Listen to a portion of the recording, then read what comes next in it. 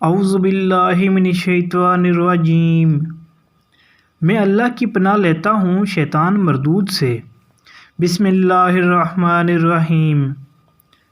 اللہ کے نام سے شروع کرتا ہوں جو بڑا مہربان نہایت رحم والا ہے۔ سورۃ البقرہ کے 13ویں رکوع آیت 105 تا 112 تک کا ترجمہ و تفسیر۔ ترجمہ: یہ لوگ جنہوں نے دعوت حق کو قبول کرنے سے انکار کر دیا ہے، خواہ اہل کتاب میں سے ہوں یا مشرک ہوں، ہرگز یہ پسند نہیں کرتے کہ تمہارے رب کی طرف سے تم پر کوئی بلائی نازل ہو، مگر اللہ جس کو چاہتا ہے اپنی رحمت کے لیے چن لیتا ہے، اور وہ بڑا فضل فرمانے والا ہے۔ ہم اپنی جس آیت کو منسوخ کر دیتے ہیں یا بلا دیتے ہیں، اس کی جگہ اس سے بہتر لاتے ہیں، یا کم از کم ویسی ہی۔ کیا تم جانتے نہیں ہو کہ اللہ ہر چیز پر قدرت رکھتا ہے؟ کیا تمہیں خبر نہیں ہے کہ زمین اور آسمانوں کی فرمانروائی اللہ ہی کے لیے ہے، اور اس کے سوا کوئی تمہاری خبر گیری کرنے اور تمہاری مدد کرنے والا نہیں ہے؟ پھر کیا تم اپنے رسولوں سے اس قسم کے سوالات اور مطالبے کرنا چاہتے ہو جیسے اس سے پہلے موسیٰ سے کیے جا چکے ہیں؟ حالانکہ جس شخص نے ایمان کی روش کو کفر کی روش سے بدل لیا، وہ راہ راست سے بھٹک گیا۔ اہل کتاب میں سے اکثر لوگ یہ چاہتے ہیں کہ کسی طرح تمہیں ایمان سے پھیر کر پھر کفر کی طرف پلٹا لیا جائے، اگرچہ حق ان پر ظاہر ہو چکا ہے، مگر اپنے نفس کے حسد کی بنا پر تمہارے لیے ان کی یہ خواہش ہے۔ اس کے جواب میں تم عفو و درگزر سے کام لو، یہاں تک کہ اللہ خود ہی اپنا فیصلہ نافذ کر دے۔ مطمئن رہو کہ اللہ تعالیٰ ہر چیز پر قدرت رکھتا ہے۔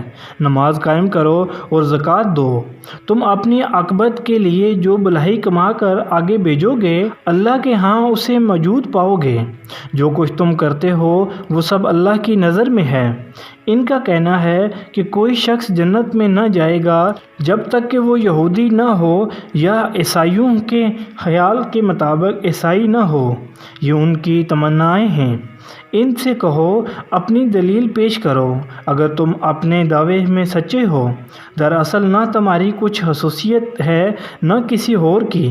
حق یہ ہے کہ جو بھی اپنی ہستی کو اللہ کی اطاعت میں سونپ دے اور عملاً نیک روش پر چلے، اس کے لیے اس کے رب کے پاس اس کا اجر ہے، اور ایسے لوگوں کے لیے کسی خوف یا رنج کا کوئی موقع نہیں۔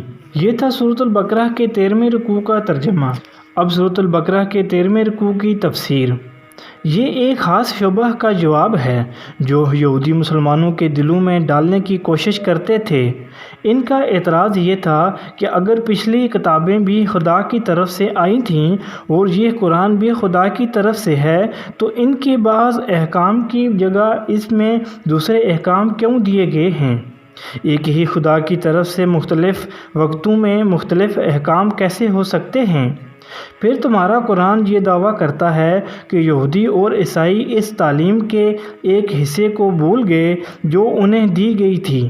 آخر یہ کیسے ہو سکتا ہے کہ خدا کی دی ہوئی تعلیم اور وہ حافظوں سے محو ہو جائے؟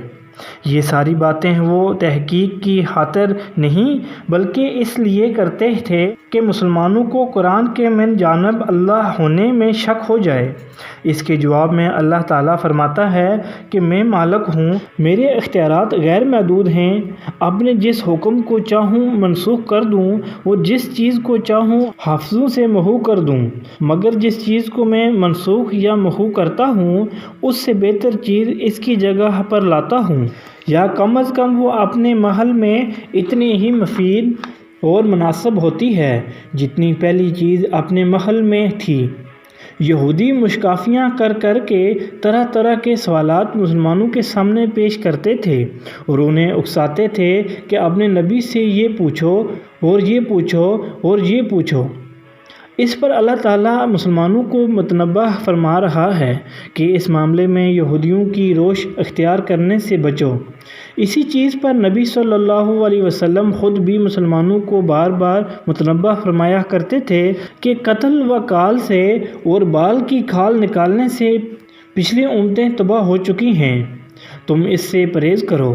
جن سوالات کو اللہ اور اس کے رسول نے نہیں چھیڑا ان کی کھوج میں نہ لگو، بس جو حکم تمہیں دیا جاتا ہے اس کی پیروی کرو، وہ جن امور سے منع کیا جاتا ہے ان سے رک جاؤ۔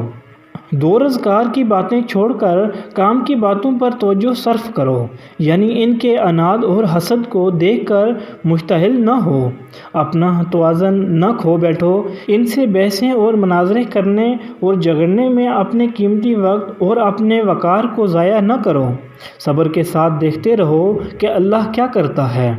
فضولیات میں اپنی قوتیں صرف کرنے کے بجائے خدا کے ذکر اور بھلائی کے کاموں میں انہیں صرف کرو کہ یہ خدا کے ہاں کام آنے والی چیز ہے، نہ کہ وہ، یعنی دراصل یہ ہیں تو محض ان کے دل کی خواہشیں اور آرزوئیں، مگر وہ انہیں بیان اس طرح کر رہے ہیں کہ گویا فی الواقع یہی کچھ ہونے والا ہے۔ یہ تھا سورۃ البقرہ کے 13ویں رکوع، آیت 105 تا 112 تک۔